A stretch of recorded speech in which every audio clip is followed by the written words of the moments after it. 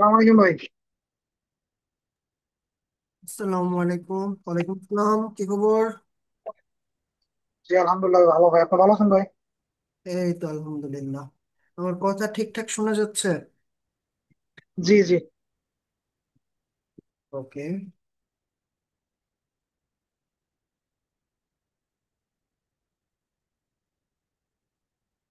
একটা বড় সড়ো গ্যাপ হয়ে গেল না? প্রিপারেশন কি প্র্যাকটিস করতেছেন? জি ভাই, আমার তো সমস্যা একটু বেশি, তাই বেশি বেশি ক্লাস করা লাগতেছে হচ্ছে আর কি। আমার তো আচ্ছা, অনেক সব লোড হয়ে গেছে। লিখতেছেন? কোনো সমস্যা আছে?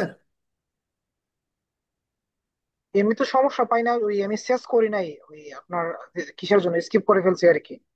ক্লাসও দেখা হয় নাই আমি ওই আপনার জাভা স্ক্রিপ্ট নিয়ে আছি। আর বাকিগুলা আগের হোমওয়ার্কটা দিয়েছিলাম আর কি। আর জাভা স্ক্রিপ্টের এদিকে যতগুলা দেখাইছিলাম ক্লাসগুলোতে সমস্যা হয়নি ইনশাল্লাহ। আর শুধু শেষটা বাকি রয়েছে, শেষের প্রজেক্ট আর শেষ সেগুলো তো ওইটা টাচ করি করতে নাই। হবে। এতদিনেও এত গ্যাপ পড়ার পরও শেষ না করতে পারা দুঃখজনক। আ- ঠিক।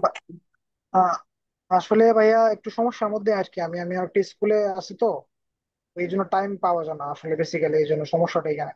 আচ্ছা আচ্ছা, ঠিক আছে। এই ম্যানেজ করে নিতে হবে, কিছু করার নাই তো। জি ম্যানেজ করে নিতে হবে। জি ভাইয়া জি। ওকে। জি ভাইয়া জি। আর শারুন আপুর কি খবর? আসসালামু আলাইকুম। ওয়ালাইকুম আসসালাম। প্র্যাকটিস করতেছি। করতেছেন? হ্যাঁ, সমস্যা হচ্ছে? হচ্ছে।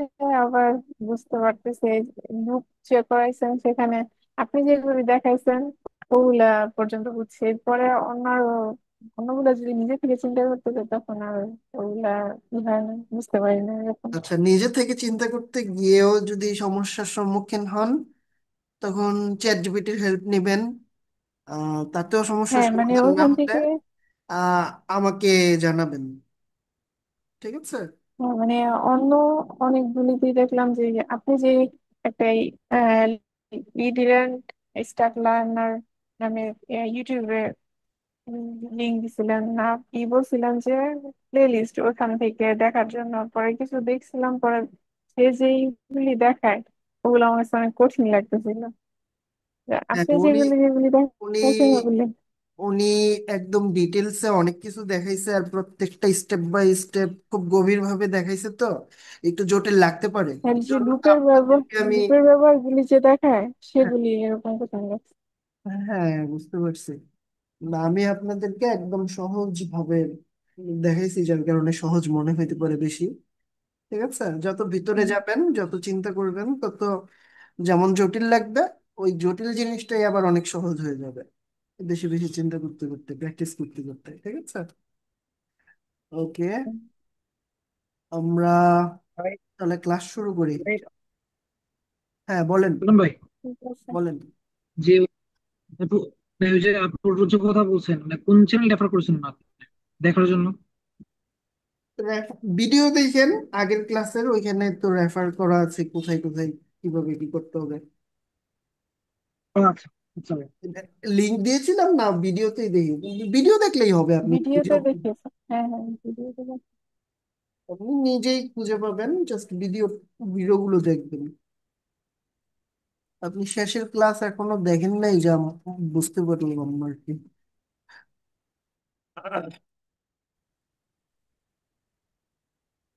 ওকে।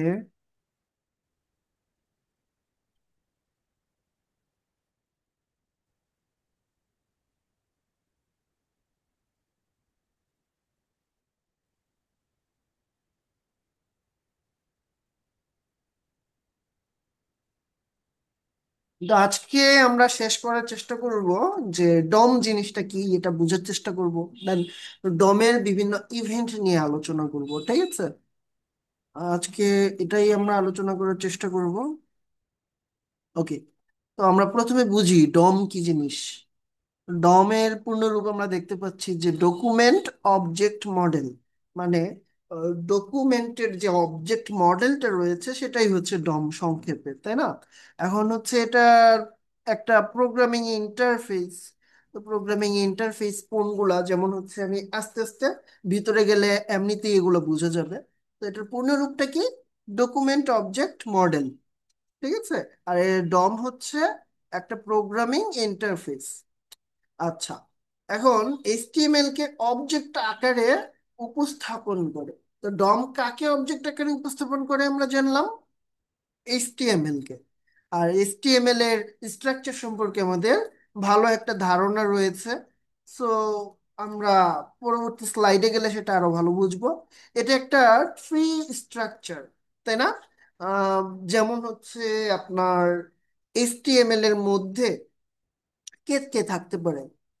থাকতে পারে হচ্ছে হেড, দেন হচ্ছে বডি, দেন হেডের ভিতরে কিছু থাকতে পারে, বডির ভিতরে কিছু থাকতে পারে, এটার প্যারেন্ট থাকে, চাইল্ড থাকে।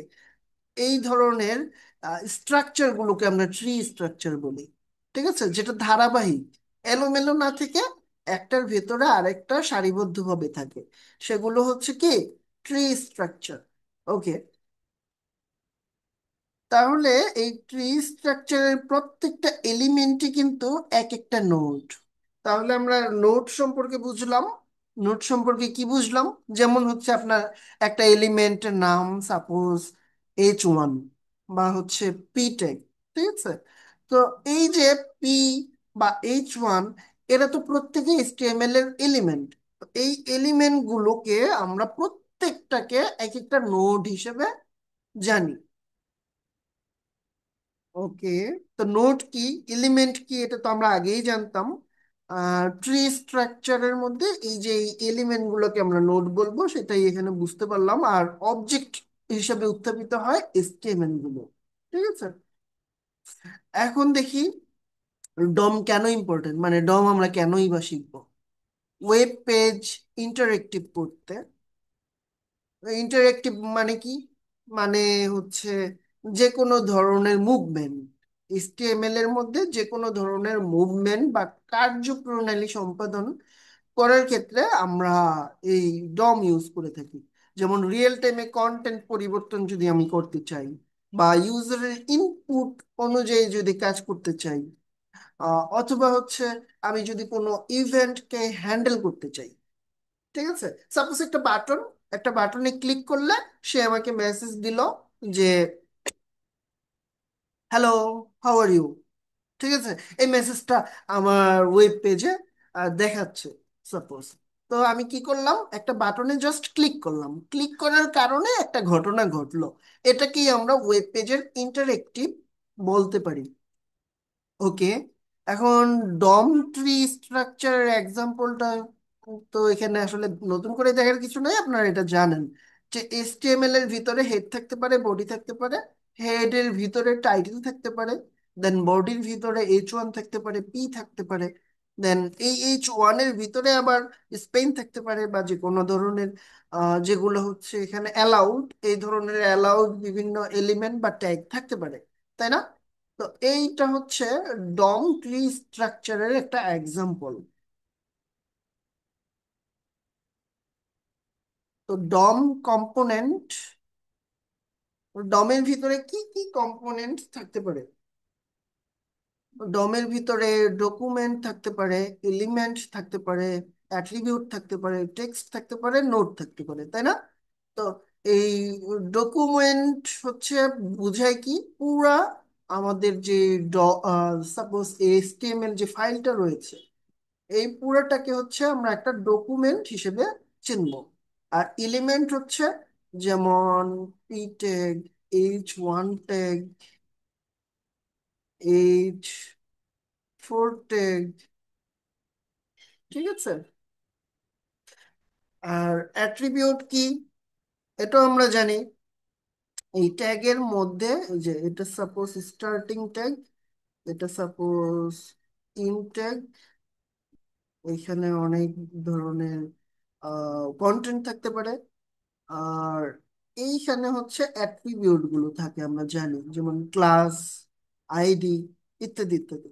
দেন হচ্ছে টেক্সট। টেক্সট হচ্ছে এই যে এটার মধ্যে যেগুলো থাকবে এগুলো হচ্ছে টেক্সট। আর নোট কি, এই যে প্রত্যেকে হচ্ছে এক একজন করে নোড, ঠিক আছে? প্রত্যেকটা এলিমেন্টই হচ্ছে এক একটা নোড। ওকে, এবার হচ্ছে আমরা দেখব ডম, অ্যাক্সেসিং ডম।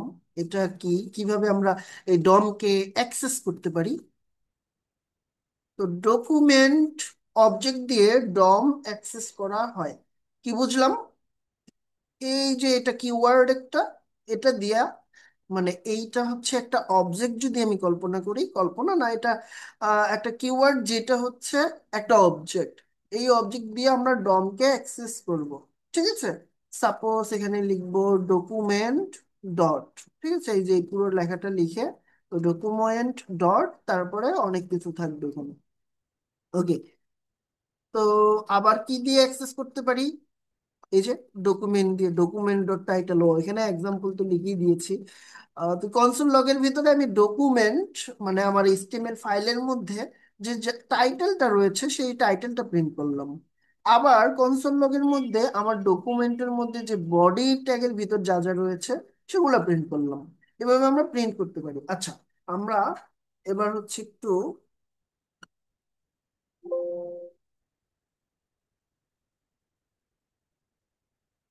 আমরা এসেছি কোন পর্যন্ত দেখলাম? এই যে পর্যন্ত দেখেছি, তাই না? এখন আমরা একটা এক্সাম্পল দেখি, তো ঠিক আছে?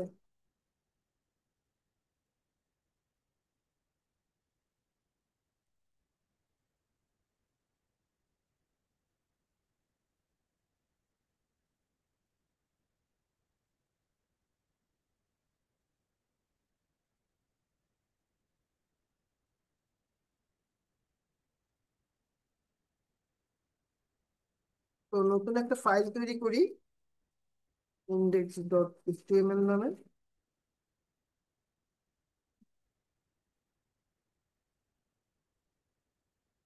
And এখানে একটা ফোল্ডার তৈরি করি, ফোল্ডারের নাম দেই src। ওটাকে আমরা স্ক্রিপ্টের একটা ফোল্ডার হিসেবে তৈরি করছি। আমরা স্ক্রিপ্ট বা src নামে ফোল্ডারই তৈরি করব, এটা কমনলি ইউজ। আচ্ছা, এটা তৈরি হতে সময় নিচ্ছে, যেহেতু আমরা এটা আচ্ছা তৈরি হয়ে গেছে। এটার ভিতরে তৈরি করব আমরা স্ক্রিপ্ট ডট জেএস। তো আমরা এইচটিএমএল ফাইলটাকে,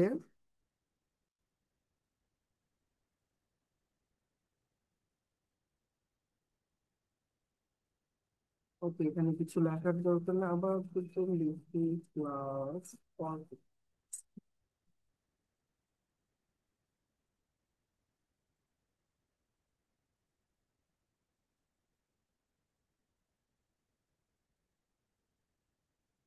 ক্লাস চলছে কতক্ষণ?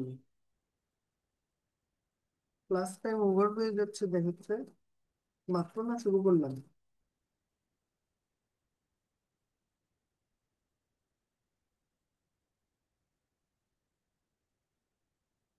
আচ্ছা, আমার কথা শোনা যাচ্ছে তো?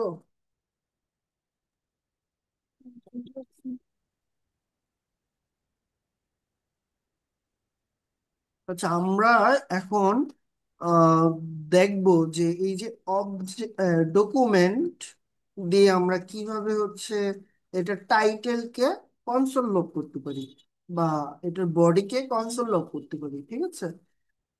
তো এই ডকুমেন্টের মধ্যে হচ্ছে এগুলো প্রত্যেকেই হচ্ছে কি এক একটা এলিমেন্ট, আর এলিমেন্ট গুলোকে হচ্ছে আমরা নোড হিসেবে ধরতে পারি। তো আমরা টাইটেল নোডকে আমরা প্রকাশ করতে চাচ্ছি, তাই না? তো আমি প্রথমে আমাদের স্ক্রিপ্টটাকে লিঙ্কিং করে নিব।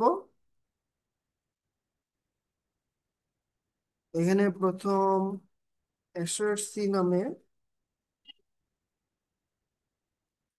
এসআরসি নামে একটা ফোল্ডার রয়েছে, সেখানে হচ্ছে স্ক্রিপ্ট ডট জেএস নামে একটা ফোল্ডার রয়েছে। দুঃখিত।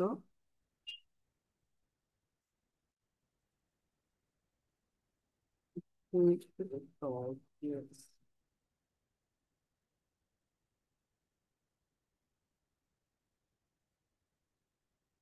ওকে, আমি এখানে প্রথমত আহ, একটু টেস্ট করব যে আমাদের এইটা কাজ করছে কিনা। ওকে, আমি এইটাকে এখন লাইভ সার্ভারে ওপেন করব।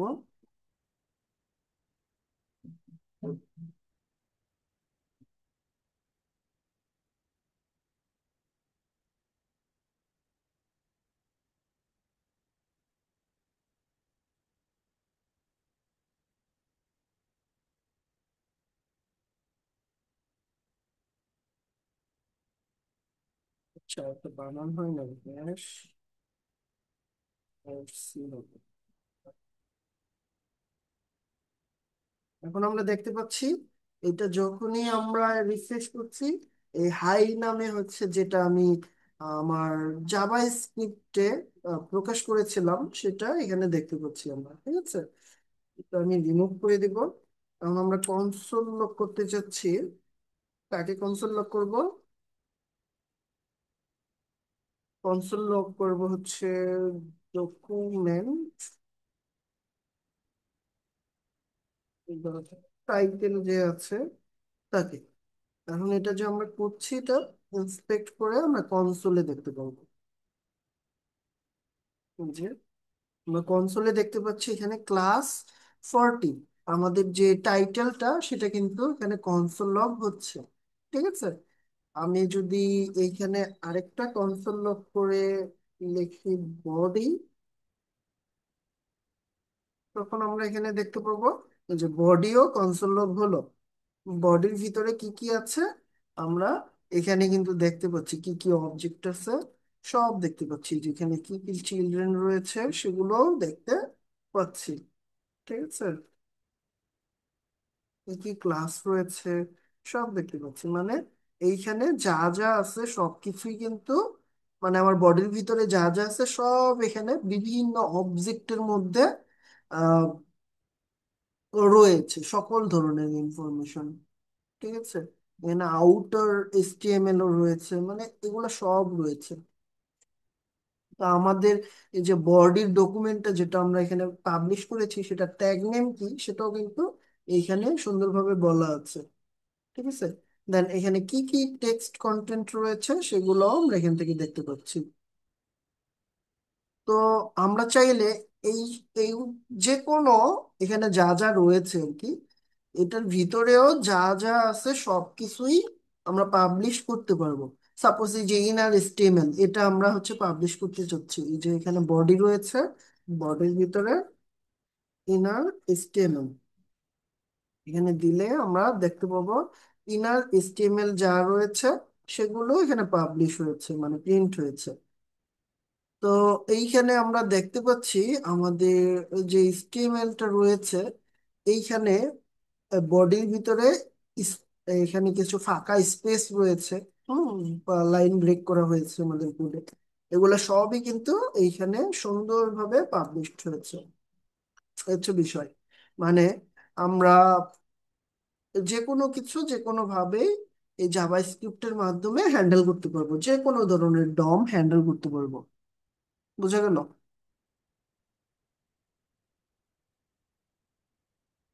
ওকে, আমি খুব বেশি গভীরে যাচ্ছি না। আমি হচ্ছে জাস্ট বডি এখানে পাবলিশ করতে চাচ্ছিলাম, যে এখানে এবার আমরা সব দেখতে পাবো বডির ভিতরে কি কি রয়েছে, সব দেখতে পাবো। এই যে script code injected by live server, এই যে এই স্ক্রিপ্টটা হচ্ছে লাইভ সার্ভারের কারণে এসেছে।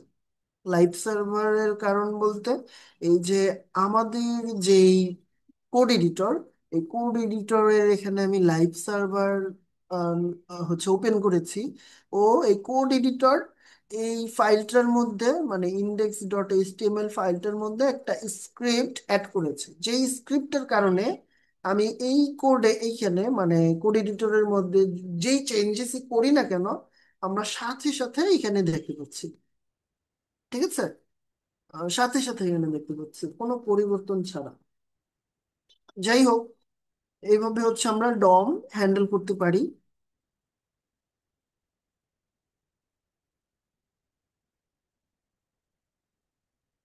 দুঃখিত, কোথায় ছিলাম আমরা?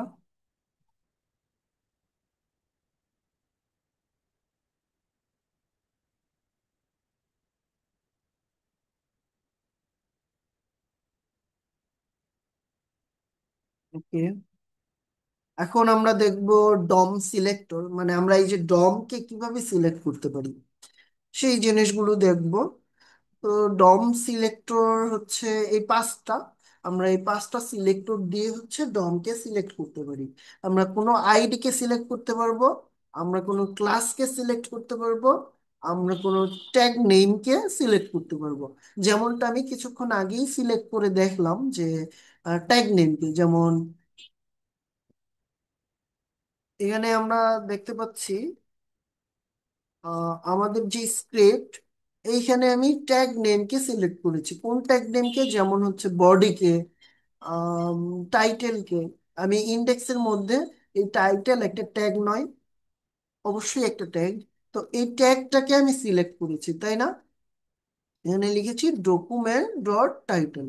কিন্তু এইভাবে না, এটা তো একদম মানে ট্যাগকে ডিরেক্ট সিলেক্ট করতে হচ্ছে, আমরা এটা ব্যবহার করতে পারি।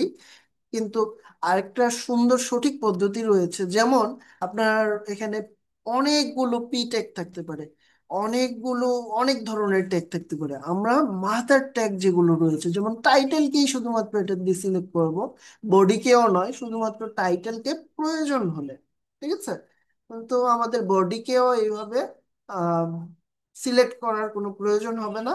আমরা হচ্ছে আমরা যে পদ্ধতি এখন শিখবো, এই যে ডমের সিলেক্টর গুলো রয়েছে, এই সিলেক্টর গুলো দিয়েই তাদেরকে সিলেক্ট করব। ঠিক আছে? তো আমরা ট্যাগ নেম দিয়ে সিলেক্ট করতে পারি, কোয়েরি সিলেক্টর দিয়ে সিলেক্ট করতে পারি, এবং কোয়েরি সিলেক্টর অল দিয়ে সিলেক্ট সিলেক্ট করতে পারি। এখন এগুলো দিয়ে কিভাবে সিলেক্ট করব, এগুলো হচ্ছে আমি একে একে দেখাই, তাহলে আরো বেশি ধারণা ক্লিয়ার হয়ে যাবে।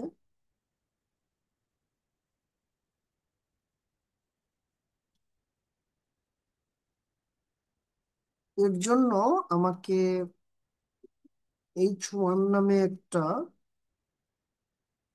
নিলাম, এখানে একটা আইডি দিলাম, আইডি দিই হেডিং, অথবা লিখি টাইটেল।